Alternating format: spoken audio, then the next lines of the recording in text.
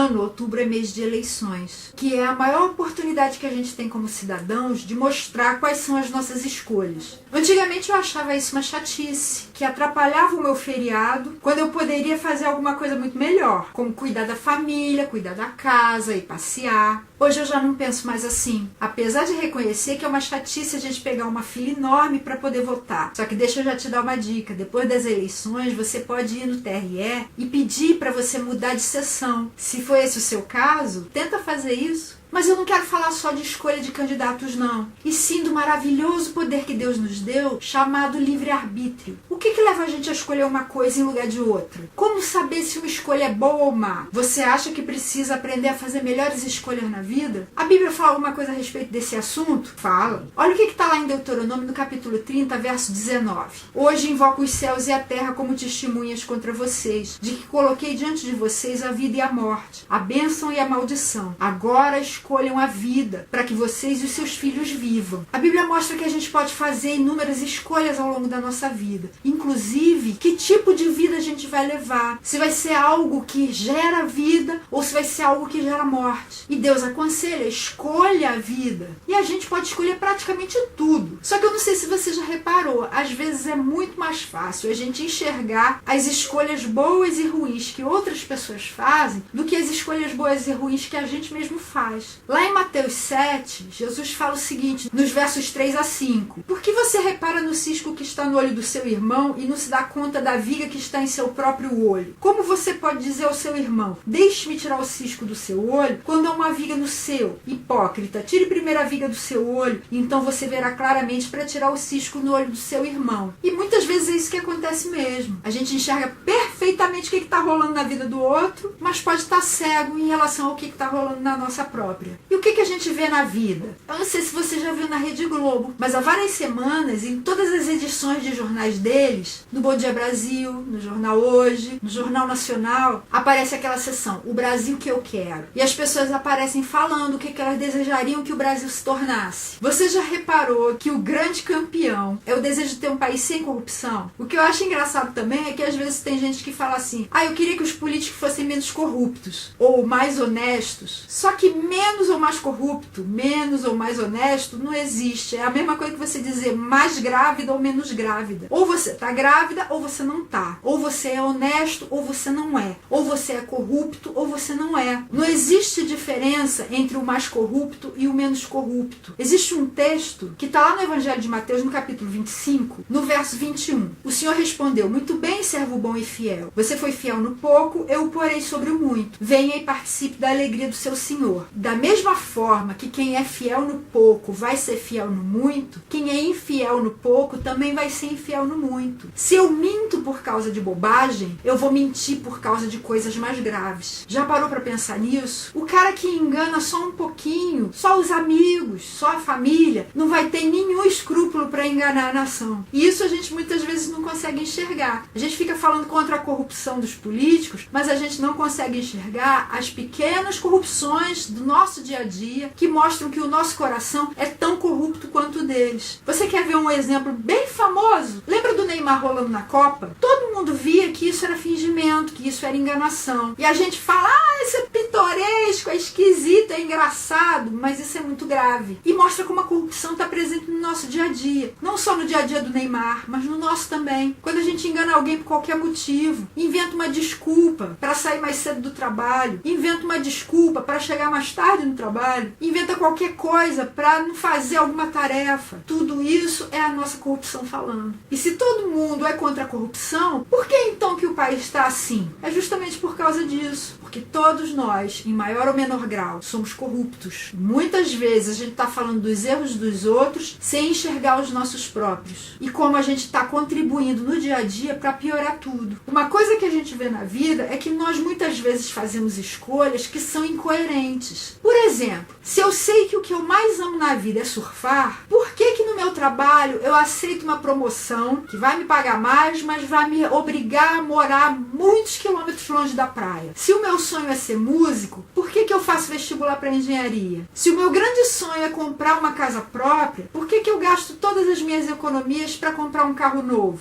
E existem muitos outros exemplos. Eu não quero que ninguém roube o meu celular, mas eu compro um celular de último tipo num camelô por um preço que eu sei que seria impossível para um celular comprado dentro da lei. Eu quero igualdade entre as pessoas, mas eu tento furar a fila do banco ou do mercado. Eu quero um preço justo para as coisas, mas eu faço gato de água ou de luz ou da internet do vizinho. Se você não sabe o que é gato, é uma gíria para roubar. Ou então eu compro coisas pirateadas. Eu quero morar numa cidade limpa e saudável, mas eu jogo lixo em qualquer lugar, até mesmo pela janela do meu carro enquanto eu estou dirigindo. Eu quero respeito para todas as pessoas, mas eu finjo que eu estou dormindo quando entra um idoso ou uma mulher grávida ou um deficiente no transporte público onde eu estou sentado. Eu quero que o governo preste um serviço público de qualidade, mas eu peço uma nota fiscal fria para apresentar no imposto de renda ou invento um dependente que eu nunca tive só para pagar menos imposto. Eu quero segurança para andar nas ruas, mas eu topo dirigir depois que eu bebi só um pouquinho. Ou então eu desrespeito os limites de velocidade. Eu quero que as pessoas sejam vistas como gente com dignidade, mas de vez em quando eu dou uma olhadinha em fotos ou sites pornográficos. Eu quero receber a minha correspondência direitinho, mas se entregam por engano as contas ou as cartas do vizinho ou do morador anterior na minha caixa de correio, eu jogo tudo no lixo. Outra coisa que a gente vê é que a gente não sabe exatamente quais são as nossas prioridades. E quando elas entram em choque, a gente acaba escolhendo opções que deveriam ser secundárias. Por exemplo, se eu tenho como prioridades iguais a minha família e o meu trabalho, qual dos dois eu vou escolher quando for impossível atender aos dois ao mesmo tempo? Se eu sou um empresário cristão, o que é que eu vou decidir quando um cliente importante colocar como condição para fazer negócio comigo algo que seja ilegal ou antiético? Uma vez eu passei por um dilema desses. Eu tinha me mudado para uma cidade e eu tinha dinheiro para comprar um terreno. Meu marido e eu vimos um loteamento que a gente adorou, achamos sensacional e dava pra gente comprar. Só que quando a gente foi fechar negócio, os donos do loteamento condicionaram a venda à nossa aceitação em que fosse colocado um valor menor para que eles pagassem menos imposto de renda. Nós não aceitamos. E eu fiquei triste, mas triste demais. Chorei. E meu marido, para me alegrar, saiu comigo para passear pela cidade. E naquela mesma tarde, a gente acabou descobrindo um outro loteamento melhor, mais bonito e com terrenos até mais baratos, que a gente pôde comprar sem precisar fazer nenhuma falcatrua no imposto de renda. Isso tudo, na verdade, tem a ver com fé, com confiança no cuidado de Deus, com confiança de que o futuro vai ser melhor do que aquilo que está ali diante de você. Porque muitas escolhas ruins que a gente faz são resultado da gente não acreditar que existe opção melhor, pelo menos a curto prazo. Mas uma coisa que você deve ter em mente é que o medo e a pressa são péssimos conselheiros. Como é que a gente pode mudar esse quadro? A primeira coisa é entendendo o que é o livre-arbítrio. Arbítrio é a decisão que a gente toma baseado só na nossa vontade. E o livre-arbítrio é a possibilidade de fazer escolhas livremente, sem que alguém nos obrigue a escolher alguma daquelas opções. Mas será que o livre-arbítrio é realmente livre? Existem amarras que impedem a gente de exercê-lo totalmente? Alguns fazem escolhas de acordo com o seu ideal de felicidade, mas muita gente se arrepende dos caminhos que tomou ao longo da vida, ou porque precisava de dinheiro para sobreviver e acabou aceitando um emprego que suga toda a sua energia,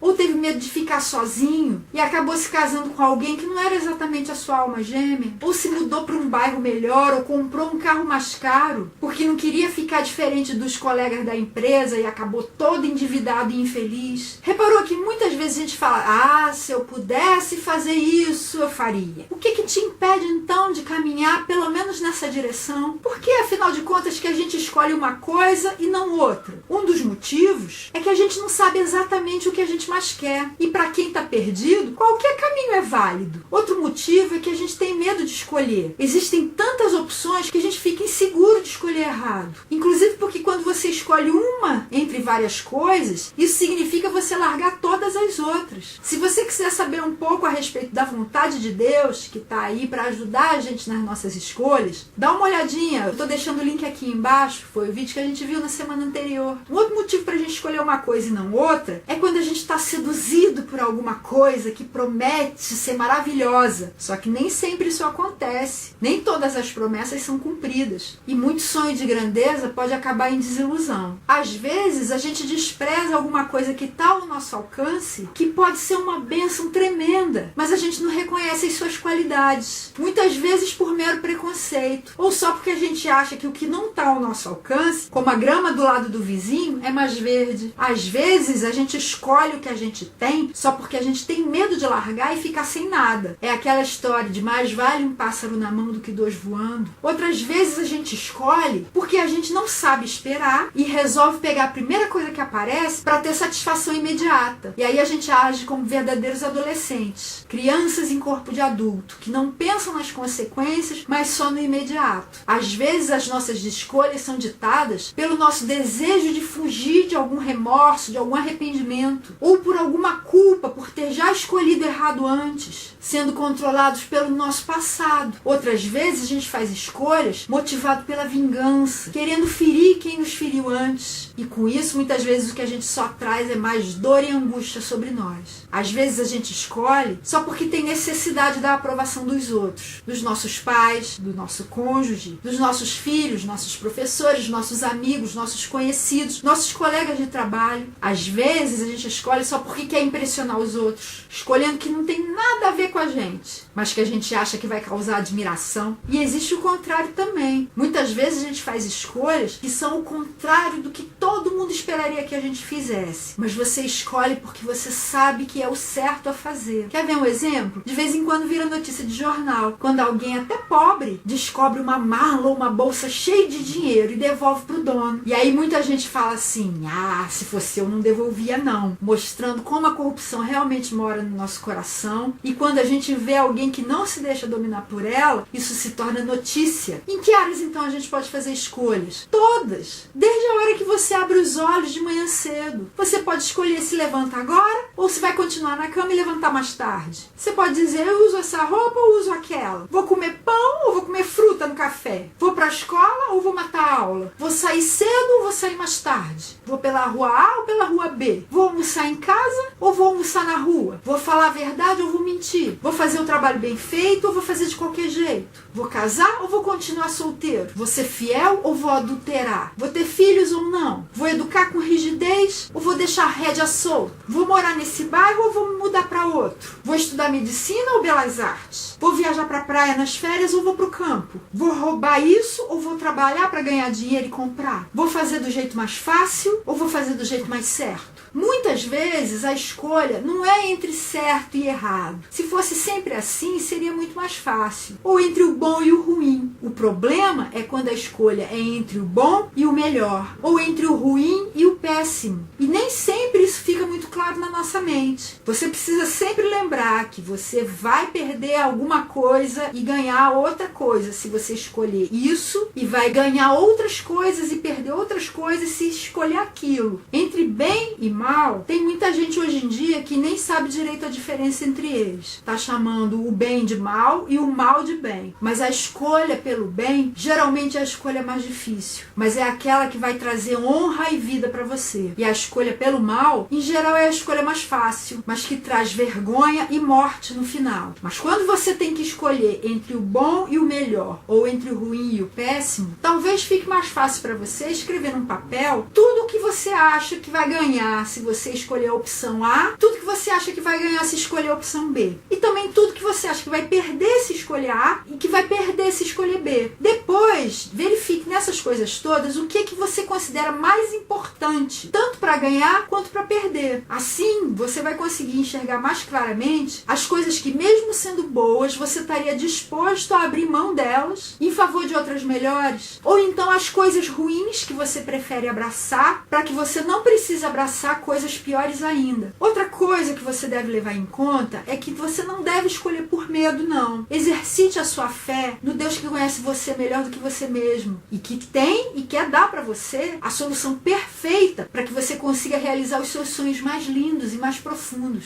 O texto de 1 de João, capítulo 1, fala no verso 18 que o perfeito amor lança fora o medo. Se você tiver plena confiança no amor perfeito de Deus por você, você não vai ter medo de escolher. Você tem que saber esperar também. Eclesiastes capítulo 3, nos versos 1 a 8, mostra que tudo tem seu tempo. E a gente muitas vezes não sabe qual é o tempo certo para as coisas. Mas Deus sabe. E muitas vezes Ele manda você esperar para que o tempo certo chegue. As coisas que precisam amadurecer antes daquilo que você espera, amadureçam. E finalmente você pode chegar àquilo que você precisa e você quer. Não escolha também por culpa, não. Jesus morreu para poder libertar você, perdoando e livrando da culpa. Inclusive para que você seja livre para escolher. O Evangelho de João, no capítulo 8, verso 36, fala que se o Filho do Homem nos libertar, a gente vai ser verdadeiramente livre. Então não deixe a culpa ditar suas escolhas, não. Não deixe também a raiva ou o rancor ditarem suas escolhas. Isso só vai trazer mais sofrimento para você e deixar você dentro de uma prisão. Se você quiser dar uma olhadinha no vídeo sobre perdão, o link tá aqui embaixo. Não escolha também só para impressionar os outros, porque isso é burrice. O preço vai ser a sua felicidade. Você vai estar abrindo mão dela só para poder impressionar os outros com coisas que você não tá nem aí. Vai ser uma mentira, só vai trazer infelicidade para você, só vai te fazer mal. A vida boa não é uma vida com riquezas. As riquezas voam, não trazem segurança, pelo contrário, muitas vezes trazem a preocupação, dor de cabeça. A vida boa é uma vida verdadeiramente rica de experiências, com aquilo que alimenta a sua alma. Procure agradar somente a Deus, que sabe quem você é e tem a chave daquilo que pode fazer você feliz. Dá uma olhada no vídeo sobre realização de sonhos, o link está aqui embaixo também. Não escolha também só para se livrar da necessidade de escolher. Muita gente faz isso nas eleições, por exemplo.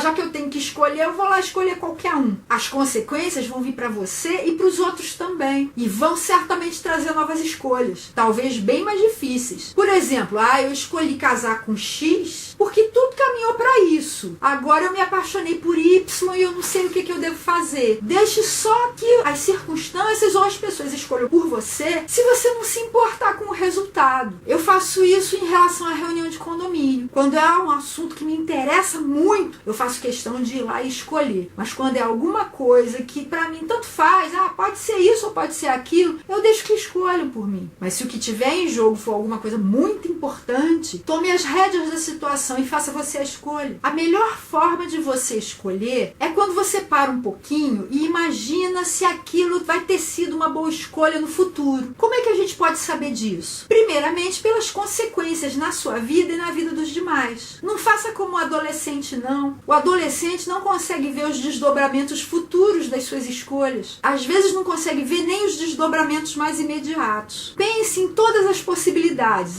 Se eu escolher isso, vai acontecer tal, tal, tal, tal. Se eu escolher isso, vai acontecer tal, tal, tal, tal. Pense inclusive nas consequências de você não fazer nada para escolher, porque alguém pode escolher por você e ser o que você não deseja. Pergunte, essa escolha é coerente com os meus princípios? Veja se não vai contra aquilo em que você acredita verdadeiramente, com todas as suas forças. Essa escolha atinge alguém negativamente? Se escolher, vale a pena prejudicar essa pessoa ou não? Por que eu estou falando isso? Porque algumas vezes a melhor coisa que pode acontecer a uma pessoa é ela ser prejudicada, entre aspas. Um exemplo disso é aquela história que quase todo mundo conhece a respeito do julgamento de Salomão. Duas mães tinham tido bebês, uma das duas dormiu, matou o seu bebê sem querer e quando acordou, trocou o bebê com a da outra que estava vivo. E aí ficou aquela disputa. Não, o bebê é meu, não é meu. E as duas foram para Salomão para que ele julgasse e decidisse de quem era o bebê, com quem deveria ficar. E ele falou, partam o bebê ao meio, deem metade para uma, metade para outra. Essa história está lá no primeiro livro de Reis, capítulo 3, dos versos 16 a 27. Uma das mães falou, isso, boa ideia, cada uma vai ficar com metade. E a outra falou, não, de jeito nenhum, dá para ela é a mãe, mantém o bebê vivo. E aí Salomão viu que a verdadeira mãe foi essa segunda, que preferiu abrir mão do seu bebê, mas que ele continuasse vivo. Então foi uma decisão que certamente prejudicou a falsa mãe, mas foi uma decisão necessária. Então algumas vezes o melhor é você decidir prejudicando alguém sim, mas pro bem daquela pessoa e de todos os outros envolvidos. Quando for pensar em quem vai ser atingido, não pense só em você ou na sua família ou nos seus amigos. Pense também nos seus vizinhos, no seu país, no mundo. Não pense também só nas pessoas da sua geração, as que estão vivas agora. Pense nos seus descendentes, nas pessoas que vão vir e vão viver muito tempo depois de você já ter morrido. As pessoas vão ser atingidas de que modo? Existem as consequências imediatas que já vem agora, e existem as de longo prazo. Existem as de pequeno alcance, vai atingir só a gente aqui. Existem as de longo alcance, que vão atingir uma região geográfica grande. Existem as consequências que parecem ser ruins, mas que podem não ser. Existem as que parecem boas, mas que podem não ser também. E agora deixa eu dar uma palavrinha a respeito de política e eleições. Não só em relação a essas eleições, mas em relação a todas as eleições, as futuras também. Primeira coisa que eu quero falar para você é que a gente não está escolhendo só em relação a pessoas, mas em relação a ideias que estão por trás delas, em relação a espíritos que podem estar orientando essas ideias, que a Bíblia chama de principados e potestades. Se você quiser saber mais a respeito disso, dê uma olhadinha no vídeo sobre autoridade e submissão que eu já postei. Pense no tipo de país em que você gostaria de morar, o tipo de estado em que você gostaria de morar, o tipo de cidade. Se você preferir, você pode imaginar algum outro que você conheça. Por exemplo, eu queria que o Brasil fosse igual aos Estados Unidos, ou eu queria que o Brasil fosse igual à Suíça. Se ficar mais fácil para você, escreva quais são as características que você gostaria que o Brasil tivesse, ou a sua cidade, ou seu estado. Agora pense, o que falta para que o seu país, seu estado ou sua cidade se transforme nisso? Como você acha que isso poderia ser alcançado? E tome as rédeas. Agora é a sua ocasião. Agora é a sua hora de escolher. E o seu poder é muito maior do que você muitas vezes pensa. Eu não sei se você conhece aplicativos como o Mudamos, em que são colocados projetos de lei de iniciativa popular para que você possa apoiá-los. Ou você mesmo pode lançar projetos de lei de sua iniciativa para que outros apoiem. Muitas cidades têm o orçamento participativo, em que as pessoas interessadas podem ir lá para dar o seu palpite de como gostariam que o dinheiro fosse gasto. Existem muitos conselhos municipais e estaduais que envolvem a sociedade, conselhos de educação, de saúde. Existem ONGs, organizações não governamentais. Algumas não passam de pilantragem, só para roubar dinheiro público. Mas existem muitas que realmente fazem diferença, que são realmente boas e tornam o nosso Brasil e o nosso planeta melhor. Informe-se, participe. E existem as eleições. Não encare como uma chatice, encare como uma oportunidade de fazer a sua vontade prevalecer. Não faça escolhas incoerentes. Como é possível você querer que algo bom aconteça escolhendo algum candidato ruim, com um passado manchado? Preste atenção no discurso e também nos atos do seu candidato. Falar é muito fácil, fazer é que é difícil. Preste atenção no que ele já fez até agora. Não escolha alguém que vá contra as suas prioridades. Políticos melhores são resultado de um povo melhor. Então, se você quer ter políticos melhores, escolha aqueles que estão comprometidos em fazer com que a nossa população se torne melhor, com uma educação de qualidade, com uma saúde que realmente nos ampare, com segurança para que a gente possa viver, com ética, com cidadania. Não faça escolha motivada pelo medo. Isso é uma coisa irracional, porque o medo nos torna irracionais, tira a nossa capacidade de raciocinar. Não escolha também por preconceito.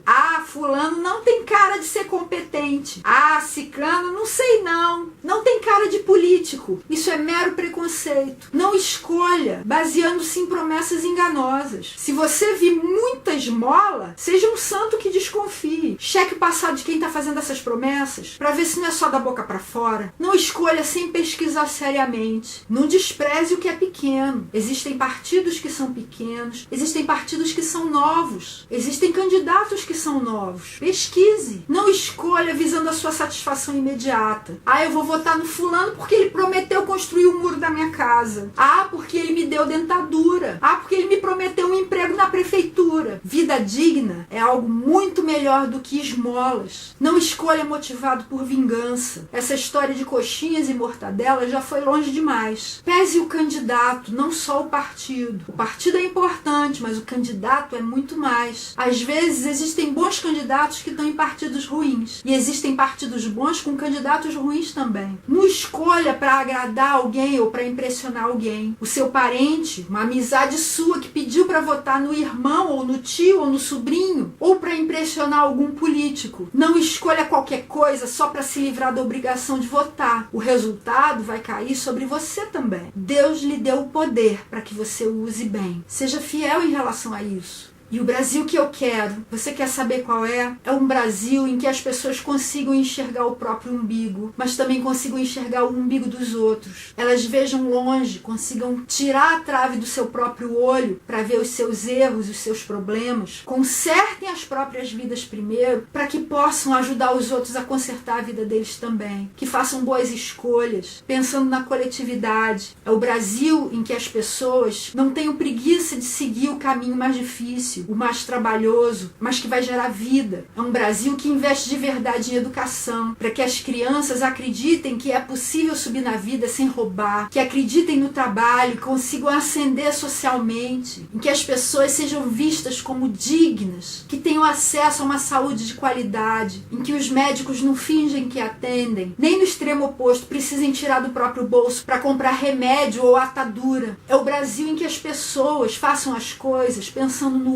outro, não queiram ficar ricos, em que o amor ao dinheiro não seja o maior valor da vida, em que o temor a Deus seja o que norteia as nossas decisões, em que os crimes, grandes ou pequenos, sejam punidos e as pessoas pensem 2, 3, 5 vezes antes de fazer alguma coisa errada. Mas se fizerem, tenham punição e tenham oportunidade de recomeçar para fazer diferente. Um país em que a gente seja ouvido, não para fazerem o contrário do que a gente deseja, espera, mas para governarem pensando em todos nós. Você quer saber mais a respeito desse assunto? Leia então A Revolução 80-20 de Richard Koch, Dinheiro Pode Comprar Felicidade também de M.P. Dunleavy, Escolha Ser Feliz de Stephanie Dowrick e Uma Vida com Propósitos de Rick Warren. Na semana que vem, retomando a playlist sobre assuntos bíblicos, a gente vai falar sobre Trindade. Isso é politeísmo? Jesus é Deus? E o Espírito Santo? Quem é? Quer saber? Semana que vem a gente se encontra.